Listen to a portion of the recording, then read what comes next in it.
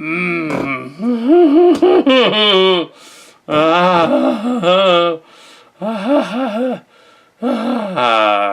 Hello, it's Christmas Day. And, yes, happy 400th video for the Kal Kat show. 400th video, yes. Cheers, 200th, cheers 400th. Or 400 videos, Kal Kat channel. So I decided to go on here because it would be funny, because I had all kinds of sugar and stuff, and it would be funny to record myself. This won't take long, but yeah, so I don't know if there's a New Year's thing. I guess I'll put this on the this is an update for the other channel. The other channel has 260, but I don't know. Yeah, just we don't really have a lot to say at this point about 2018, which is coming up. So we're pretty sure Chimera will be done in 2018. And yeah, so anyway, yeah. We just finished downloading all of the videos. So yeah, so from this year, the Transformer videos. So yeah, and New Year's Eve, New Year's Day is of course next weekend, and then 2017 is done, and we have on the reviews channel sped past the other one. There's 260 on the other one. We breezed past them, and with the original channel, and put back. So we copied some stuff over. We put back some stuff, but mainly we got there on our own merits, and yeah, 400 videos, so that's awesome. Yeah, so, yeah, so, yeah, I'm just chiming in on having done that officially. So, there you go. Yeah, and 2017 is nearly at an end. I am wearing a ridiculous getup. This is the British popper hat, the snapper hat thing, because apparently the part of the family that the Lambden, the Ian part, is still prevalent there a little bit, so we have to do the little snapper popper thing. The sap people are, kids are half British, so yeah. Anyway, so I am dressed ridiculously. This had little spangles, little bells on it.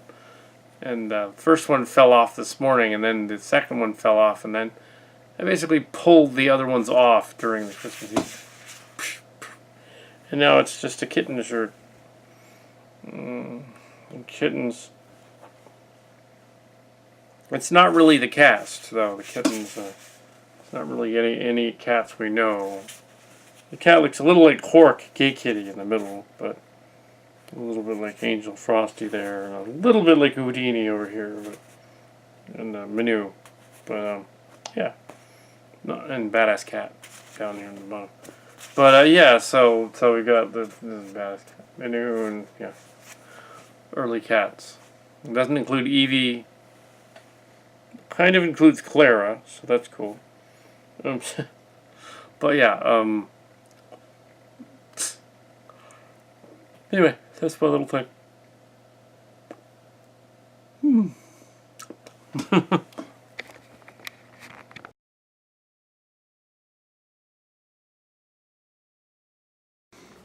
This is Marx Cards back in the studio after so many months and months. It's been a while. Not that I haven't been here, just work's been nuts. So I haven't had a whole lot of time for filming. But got a little bit of time today, and so the big movie here at the end of the year is Star Wars, which turns out to be fairly divisive, at least. Yes, and Coco was good too. But yes. Coco was fantastic. Probably best animated picture for sure. Not that I saw that many movies this year, actually. That's all the superhero ones. I did see Thor. That was great. That was awesome, yeah. Thor Ragnarok. But the Grand Master. It took some effort on my part to get off my butt and go to the movies, but I did see Star Wars. The Last new one, Jedi. Last Jedi. The thing that you have to bear in mind about that movie is that it's not a J.J. Abrams movie.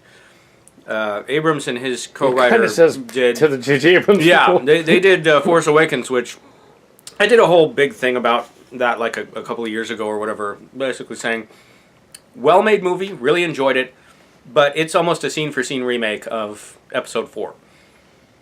So what I had hoped was that whoever ends up making the next movie, they're like, all right, we got that out of the way. We reminded you like Star Wars. Go do something different. Last Jedi totally does that. Right out of the gate, it completely upends all of your expectations from the last movie. With we're gonna have to give some little spoilers here, so don't watch this if you haven't seen it. Because I mean, some of the stuff that was really great about this movie, you kind of have to talk about. So fair warning, stop now if you haven't seen it. But so like that iconic, Mark Hamill on the cliffs, and Rey comes up with the lightsaber, like, oh, you have to take this and be the chosen one. In this movie, he takes it, and then, like, literally the next moment, he's just kind of like chucks it over the cliff.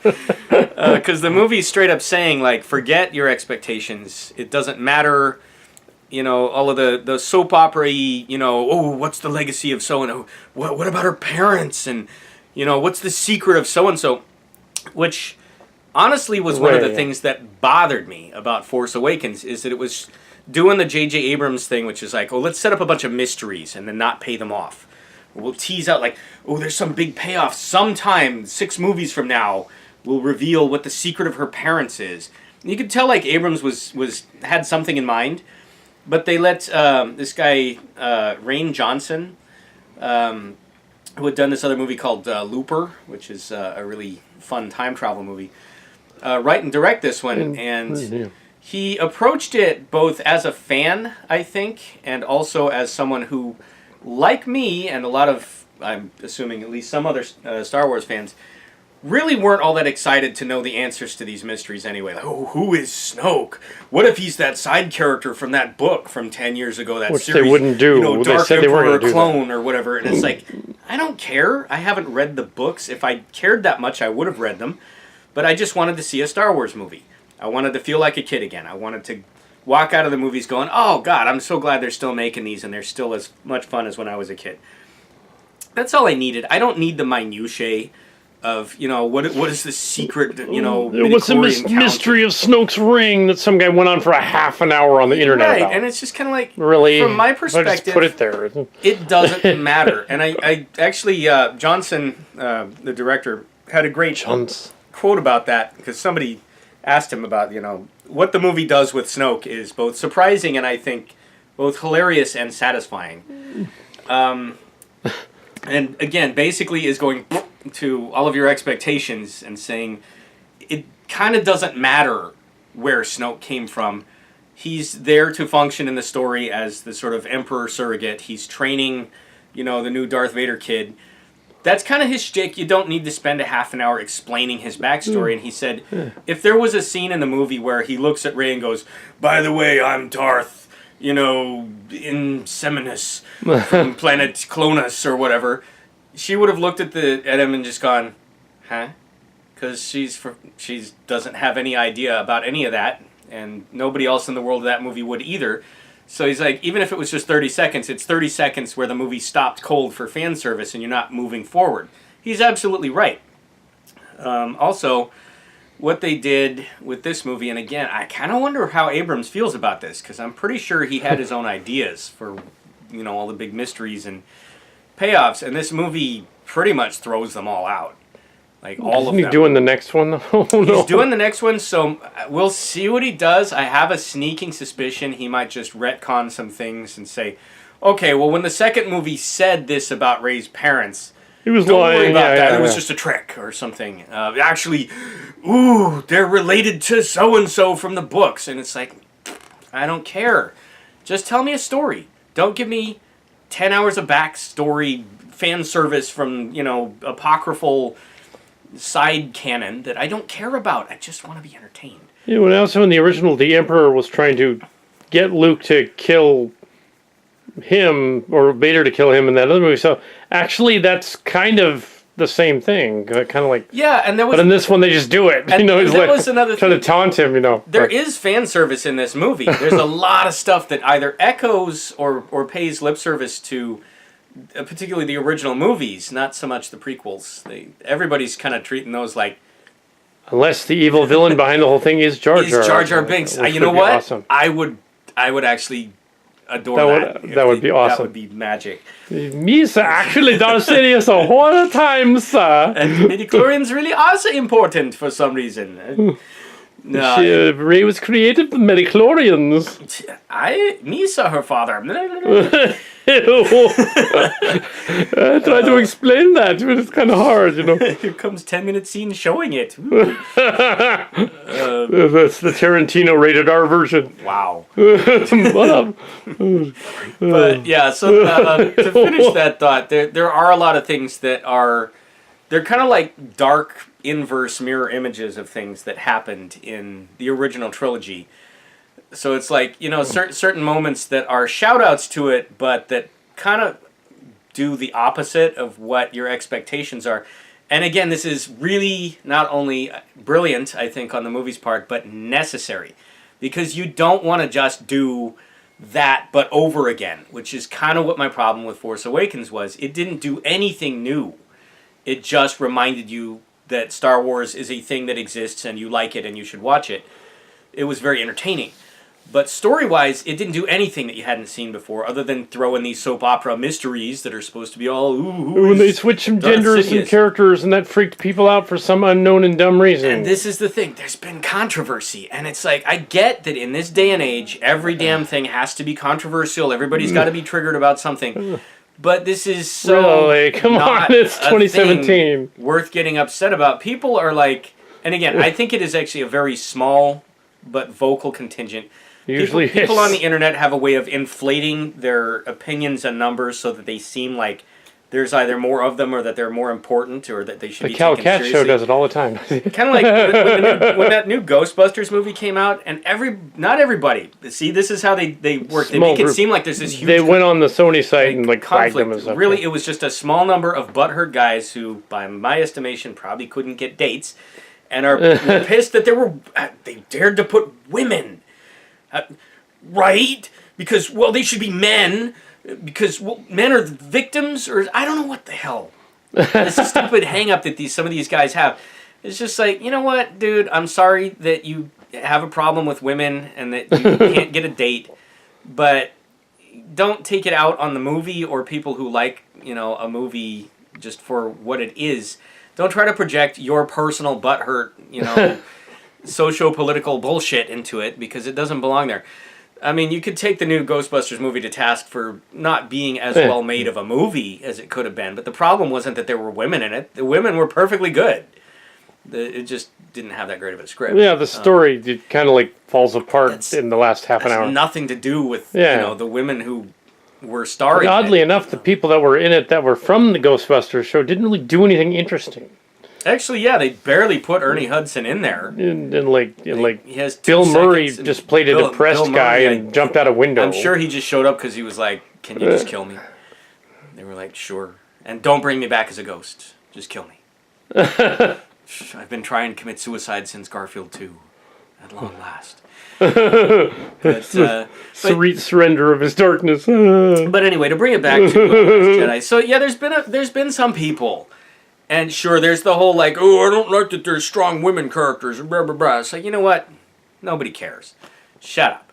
But other people are, I think, having more of a reaction to the idea, and not the politics. Well, some people are. They're the same guys who are having problems with claiming they're who's the purple woman? She's SJWs too strong. when they're not. She would have been a man. I wouldn't have had a problem.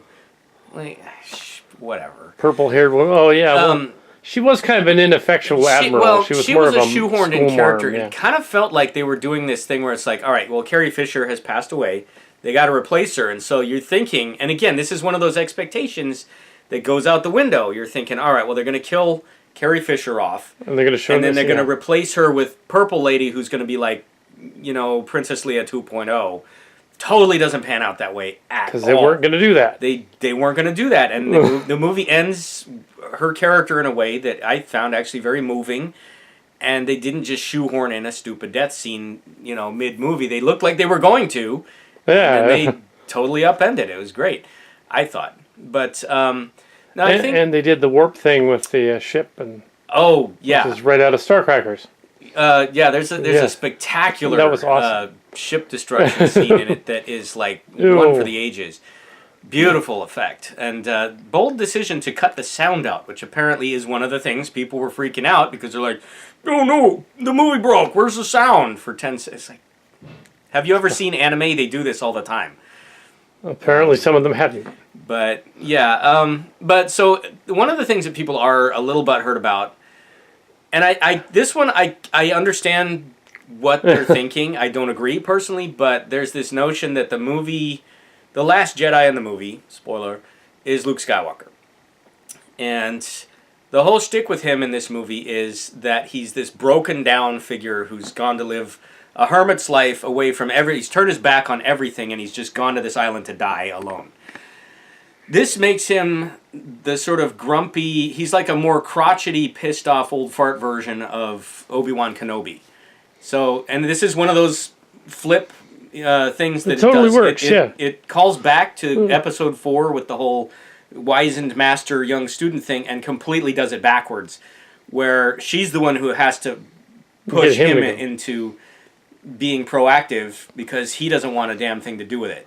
And it's the droid that actually talks him into it. Yeah, and I love like they show the little nostalgia moment with, help me, Obi-Wan, and he's just like, that's a cheap shot. It's like, there's just enough sense of reverence and humor, but it still feels so reverent to everything that made it work.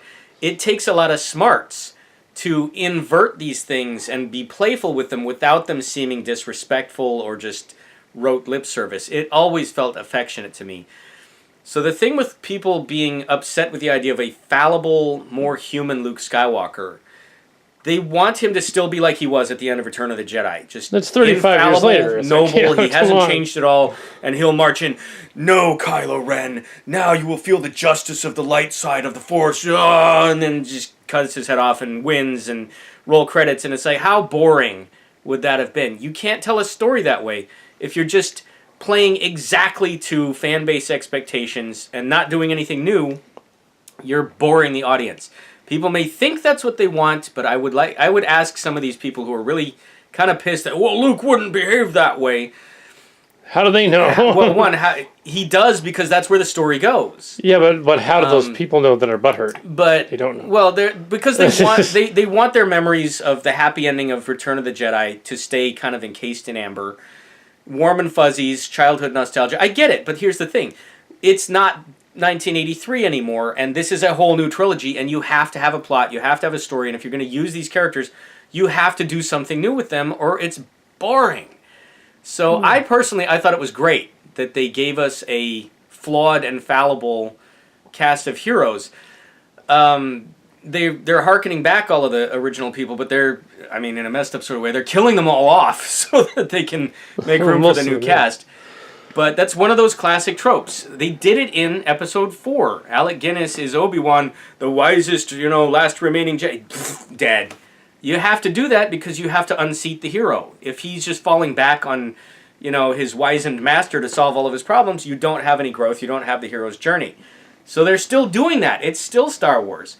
They're doing it in a way that is maybe unexpected. It becomes The Last Jedi. Yeah, so... or whatever. Well, the movie ends on this kind of poignantly optimistic note of like... It's one of the darkest Star Wars movies. I would put it right up there with Rogue One as far as being grim. But it's not as... Like, Rogue One has an ending that kind of basically says, oh, and by the way, hope. But 99% of Rogue One is war, death, and despair. This movie trucks along the same lines, but it's way more optimistic. But that being said, it does a really good job of making you feel like the rebellion is about to die at every moment. In every scene, even in the slow chase, dozens of them are blowing up. Yeah, even in the slow chase, they're just constantly getting massacred in this movie. So there are victories for the rebellion against the Empire, but it seems fairly overwhelming, and so you really do feel their desperation and their notion that they're kind of hosed. And so, for the movie to end on this sort of cautiously optimistic note of just saying, you know what, the bad guys can't win forever because there's always going to be a new generation of young, hopeful, could-be Jedis waiting in the wings to pick up the fight.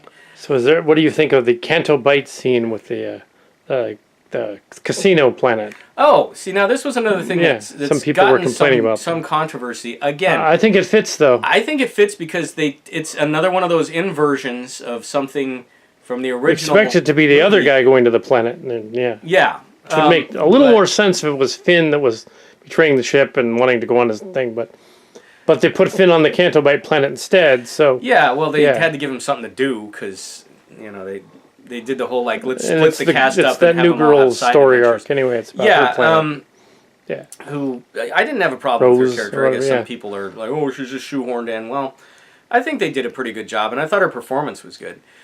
But as far as going to that planet, it's basically the Mos Eisley Cantina, except it's the inverse of it. Instead of being this grungy, seedy bar in this ritzy backwater, this is like where the super rich and elite billionaire class of Star Wars goes to play. And the movie satirizes them and shows them as being sort of ethically corrupt, but not... The movie doesn't entirely condemn them either. It operates in a gray area.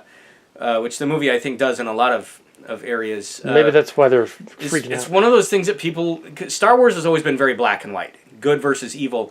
And this movie, I think, again, this is something I really appreciate. I was excited about this.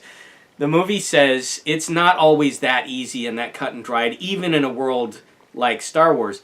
So there's this terrific scene on the ship, and Finn is just like, oh, these billionaire weapons guys are such bad guys, I hate them. And the seedy Benicio del Toro character is just kind of like, yeah, sure, they're selling weapons to the First Order, that's bad. Look what else they've been selling. Oh, look, X-Wings. They're selling to your side, too. And Finn's just kind of like, oh. The rug's pulled out from under him a little bit. And I think the audience, too. And that's great, because you need that if you're going to keep enriching and building the world and building the story. You can't just keep saying, there's these bad guys and they're really bad and you need to fight them until you win. It's kind of boring. Star Wars would have never really caught on if it didn't walk that fine line between doing the simplistic hero's journey thing, but populating it with interesting and entertaining characters who are archetypes, but sort of bust through their own cliches, and a lot of that has to do with the cast, especially in the original movies. If you hadn't cast Harrison Ford and Carrie Fisher and Mark Hamill in there, it never would have worked. So this new movie, I think, does a good job of keeping them in it, although they keep killing them off, so there's not going to be that many of them left. How are they going to do the Carrie Fisher, do you think? Apparently, they're just writing her out. They're going to have to... My guess is, here's my fan theory, the next movie will be set several years after Last Jedi. Last Jedi picks up immediately after Force Awakens, but the next one is going to say, it's been 5 years, the rebellion has lost Princess Leia, she either disappeared to go do something, or she died somehow. Heroically, nobly, whatever, but she's just not there. In the crawl, yeah. In the crawl, they'll mention that. They weren't intending on doing that. I know there was plans for her to be in the third movie. Obviously, that's not going to happen. And thank God they're not just going to do the creepy, Uncanny Valley Final Fantasy CG thing like they did.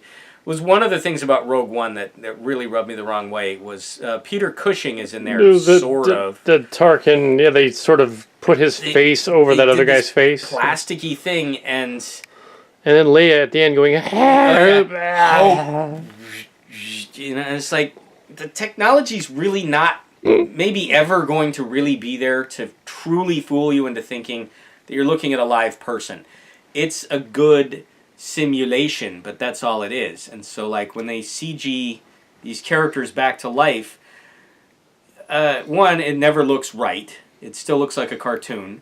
And two, I think it's actually pretty creepy and maybe unethical to get a performance from Peter Cushing who cannot consent to do so because he's dead. What if he was still around? He'd be like 180 now. But they showed him the script and he's just like, what is this shit? I don't want to do this. This is stupid.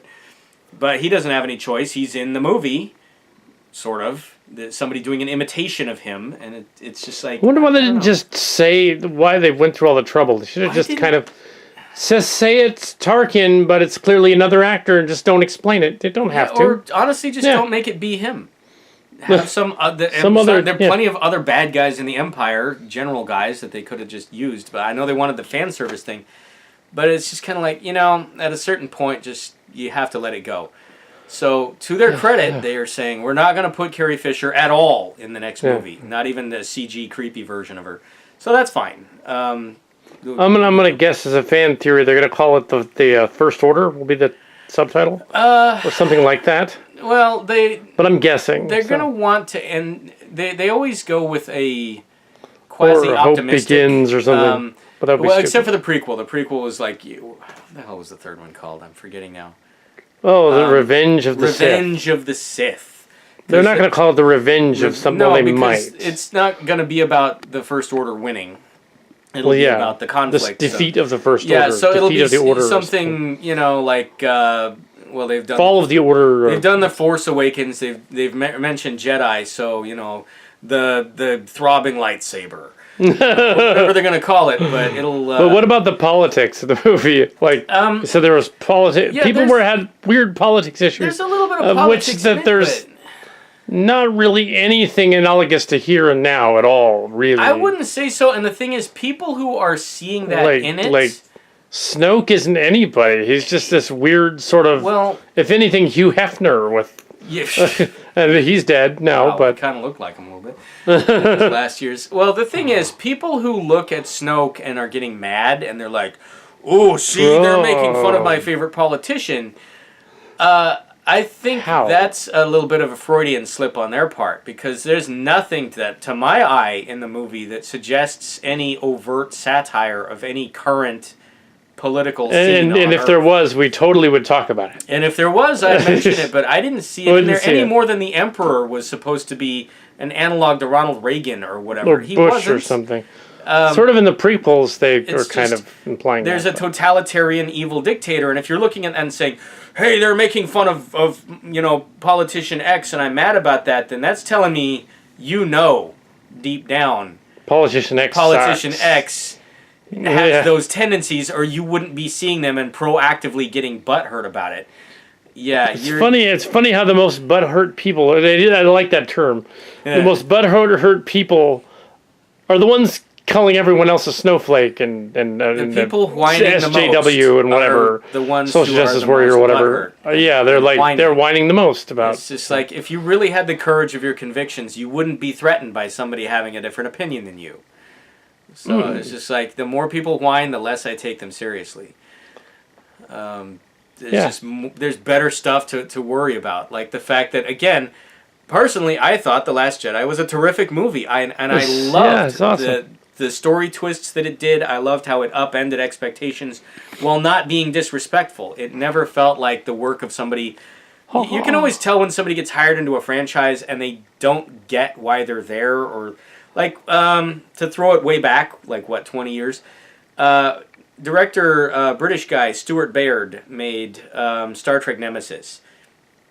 By all accounts, had never seen so much as an episode of Star Trek. Probably no idea who any of these actors were, and he hadn't even really directed that much. He'd made one other movie. He was a film executive editor. Decision and something So else. when he showed up, he was kind of like, okay, so who are you then? And it's like, you're going to probably not be the right guy for the job if your task is to wrangle... You do have to pay fan service when you're doing a franchise movie, Star Wars, Star Trek, whatever. You can't be completely disrespectful to what makes it work and what the fans love. You have to be surprising and inventive. But you can't just be either contemptuous, which some people do when they jump into a franchise and they clearly have no particular respect for what they're doing. Way, way back, going super far back to the 70s, the guy who made The Exorcist 2. At the time, that movie took a lot of brickbats because everyone's like, what the hell is this? And the director was like, I don't like horror movies. These are stupid. So I made it artistic. I made it better. Then you were exactly the wrong guy to write and direct a sequel to a beloved horror classic if you don't even like the genre. So why did they let Stuart Baird direct that movie? They wanted an action director. He can direct action. There's some good action scenes in the movie. And there's some really neat stuff that's almost there. It's just really half-baked. But you can tell he doesn't get the characters particularly. There's not a lot of character and that one moments. we had Whereas like needed the to be rewritten. newest Star Trek, the third one, actually felt fairly affectionate to the characters. I think more so than the Abrams movies do. And it's sort of an Abrams movie, but it was he produced Jason it, Lin from Justin Lin. Justin Lin from who Fast and actually Furious. now he's an action guy, but he turned out to, I think, approach the material with a lot of affection. There's a lot of nice little character moments in the new Star Trek that were missing, I think, from the two Abrams movies, because Abrams is another guy, and I've talked about this. He doesn't like Star Trek. He didn't particularly want to be there, as near as I can tell. He does better with Star Wars, it seems. He's way better at Star Wars, except, again, the story that they did for Force Awakens kind of like was pure fan service sprinkled with mysteries that may And be some paid off slightly 10 different movies people. from now. Yeah. You have to care who Snoke is. No, I don't. Nothing in The Force Awakens makes Snoke interesting. He's not interesting as a character. He's not particularly interesting as a Which is why threat. they killed him off in the Which second. is why it was so awesome what they did to him. And I think they did it well. They give him a scene showing he's this super Sith badass guy with the Force lightning and all. Ooh, and then he basically goads the bad guy into killing him. He's like, "How your saber will ring I true. can tell you're ready to to kill right now. Go ahead." And it's like, and not only do they just cack him, like, I'm just tired of hearing your nobody, shit.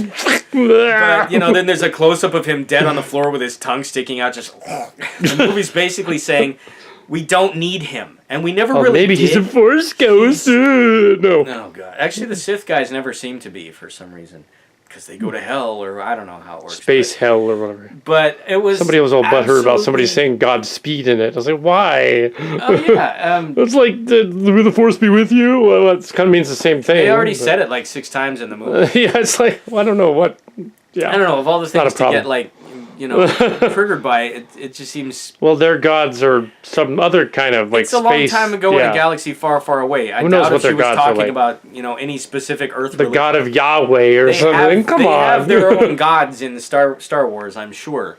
But, yeah, I really do appreciate that the movie cut through so much of the chaff of, like... Because, honestly...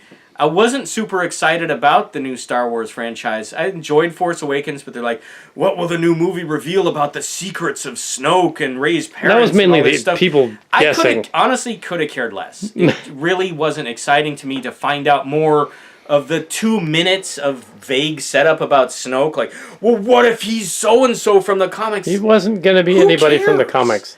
Who cares? There's nothing in Our the Disney movie. overlords told us so. Exactly. It's Mickey.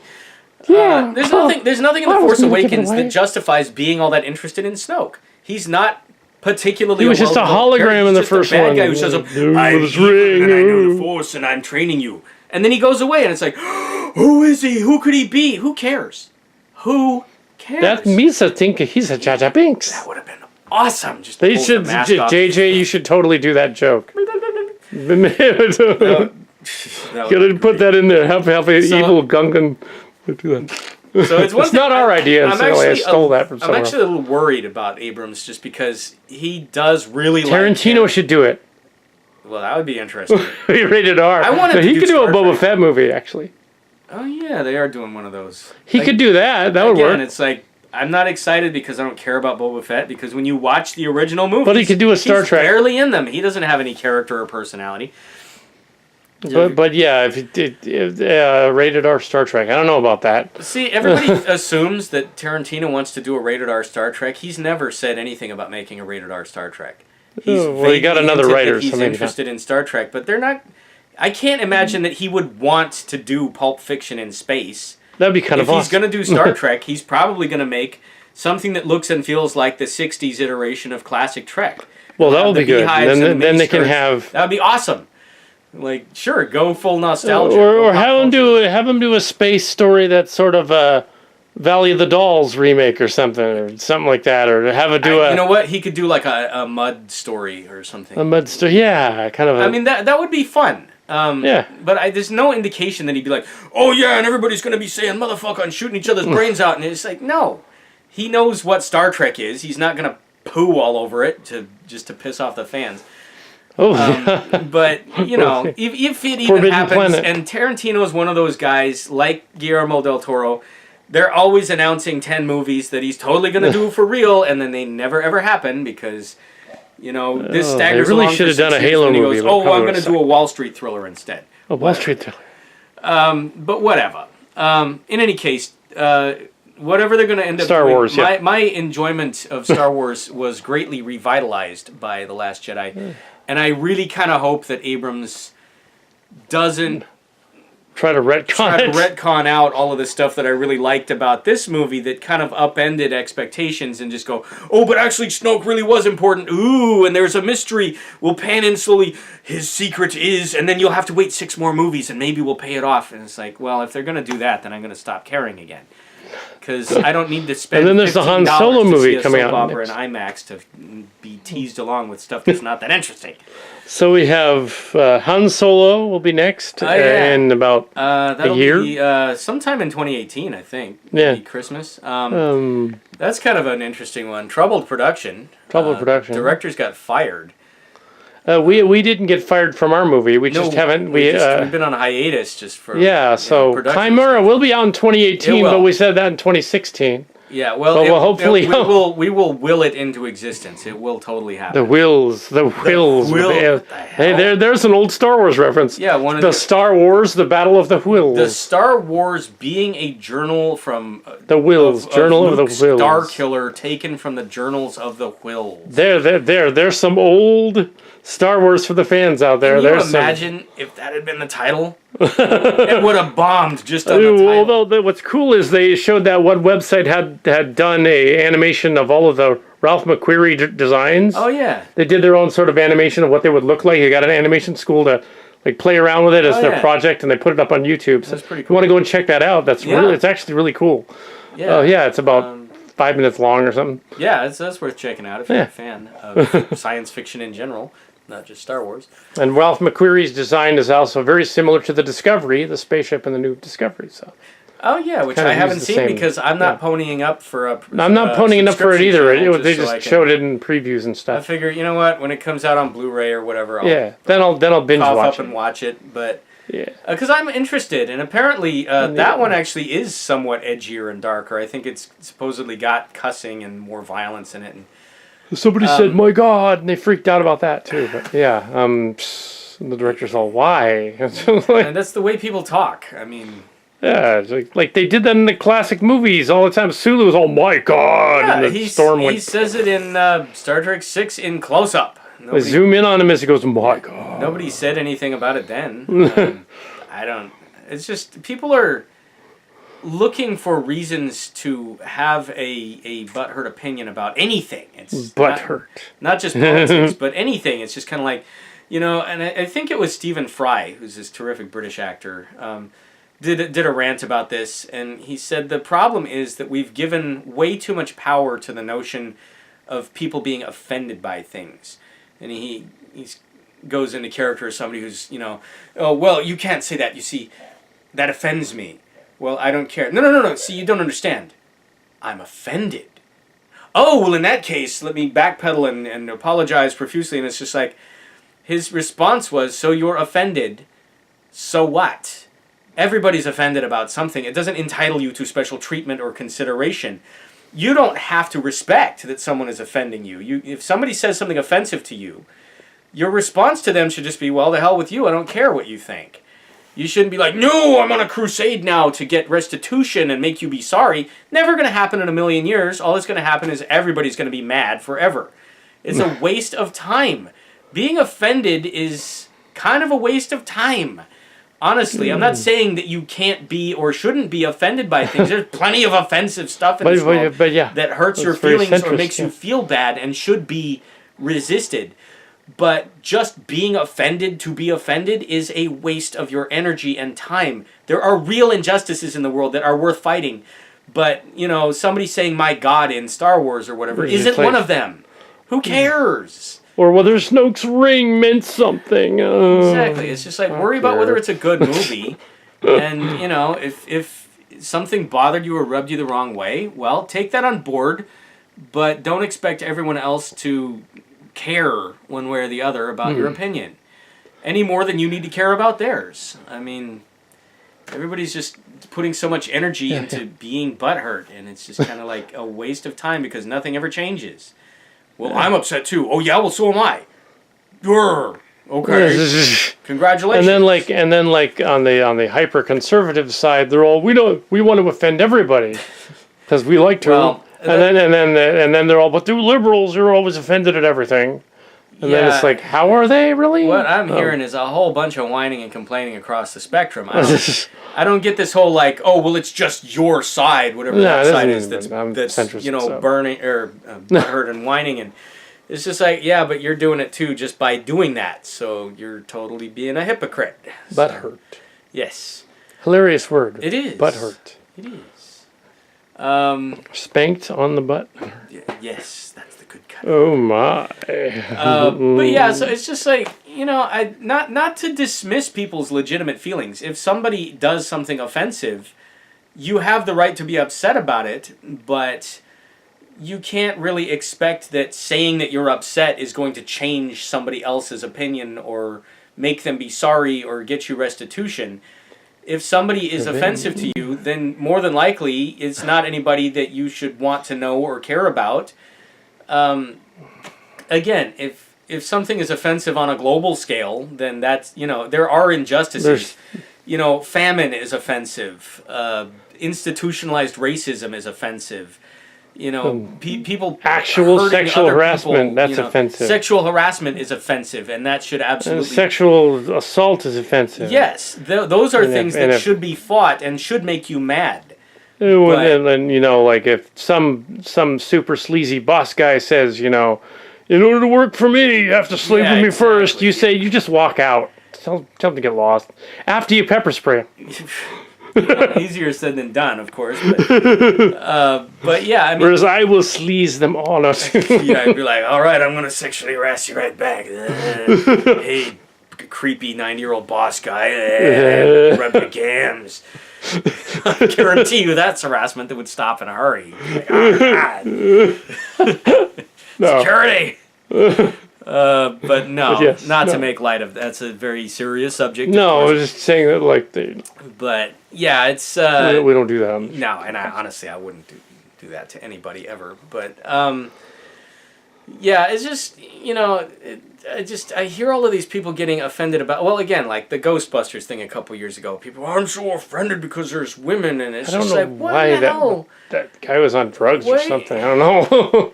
Of all the things to be like pissed off about, that is, what you're doing is it's not, the women being in the movie is not really the problem with you.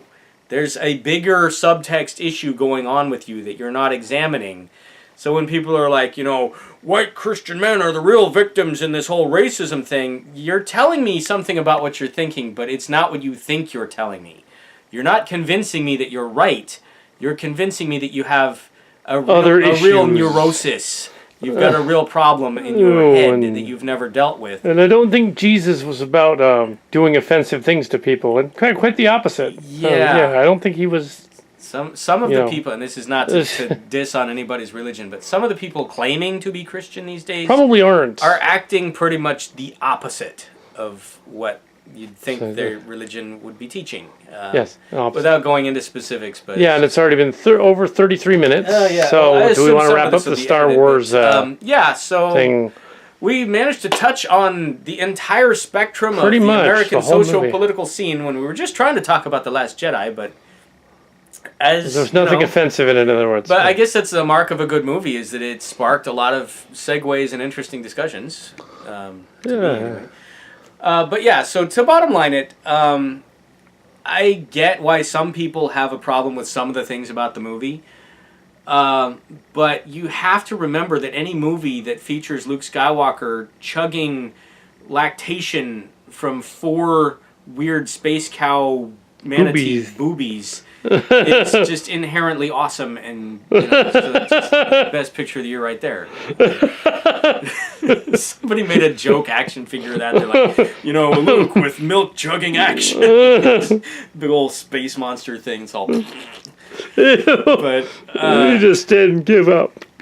But yeah, bottom line, it is actually a terrific movie. It dishes out everything that I wanted them to do following Force Awakens. It went into new and interesting directions. It was affectionate. It did fan service, but it threw away so much stuff that didn't need to be there and replaced it with stuff that was surprising and interesting and entertaining. So here's hoping they keep that ball rolling. They lost... the guy who did Jurassic World was going to do the next one, but then he made this movie called Book of Henry, and apparently it was so bad. I haven't seen it. Maybe I'm not being fair. But apparently its reception was so awful that even though he made like the third biggest box office hit of all time with Jurassic Park, this one was so bad that everyone was... Or Jurassic World. They were like, oh, nope, no, we don't want it. Never mind. Which, honestly, I didn't think Jurassic World was that great of a movie anyway. It was fun. They're making another one. I know. Better director this time around. J.A. Bayona, guy who made The Orphanage and The Monster Calls. So, way more of a horror movie than... Yeah. Probably, which Jurassic Park really should be, a little bit, anyway. The first one was kind of first one's actually pretty intense. Movie, yeah. But, so they lost him, they brought back Abrams, and it's kind of like, well, I hope that's not a step backwards after Last Jedi. But we'll see. Abrams, if nothing else, he's a fantastic action director. He knows I didn't see the Henry movie, but I heard that it was kind of pedestrian and tonally all over the place. Half of it was about the one kid, and then it reverts into the other kid or something. Coming of age story that segues into being a murder thriller towards the end. There's this weird creepy Oedipal thing going on with it. It does. Not sure what they were thinking with that one. But so it's the movie Mother was trying not to be, actually. I never saw Mother. I didn't see Mother either. Yeah. Nobody saw it. But so we were talking a little bit without going into it too much, just about the movie scene this year. Now, again, I missed out on a lot of movies. I did too, but I saw all the action. I still haven't seen The Disaster Artist, and I really, really need to. You did not see it? You'll not see the films. You'll not see the films. You missed the film entirely. You have to see it now. I read the book. I did not read the book. I have no idea. So I do need to see it. So maybe this weekend, if I can get away, I would like to see it. Never comes up again. Why does the cancer thing never come up again? It never comes up again. What? So anyway, so that's it on Last Jedi. Again, my personal take on it, such as you care, is that it's a fantastic movie, and that I really enjoyed pretty much everything about it. You could say maybe the pacing in the middle is a little lax. Our Disney overlords told us to. Paid off. Sweet Disney, because Fox and Disney merged. So, your opinions on the internet are what's shaping popular culture. Yeah. Anyway, a lot of those, that handful of people that was on about Ghostbusters managed to convince Sony even that there was some sort of weird conspiracy going on. A lot of people to pay attention to them because they whined extra loud. But we won't do that on the Kal Kat show. No. Unless you go over to our political blog. Oh yeah. Talking pointless. We got Bill O'Reilly fired. Ha! Yeah, no, we didn't. Personally. Like that one teacher back in the day that we won't name that thought we got him fired. And we're like, how? That was weird. When we were in high school, we had no power. Without getting into it, but yeah. It was this teacher guy. He used to be at one of our schools, and then he was gone for a while, and then he cornered us in a parking lot. When we were kids. Oh, I remember you guys. You guys got me fired. And we were like no, we didn't. What? We didn't have a blog back then. I didn't even know he'd been fired. I just thought he left. Yeah, it's we didn't know anything about that. No idea what that was about. Maybe he was drunk. I don't know. Anyway. But yeah, so Last Jedi. I enjoyed it quite a bit. Yeah. So. Yep. Okay.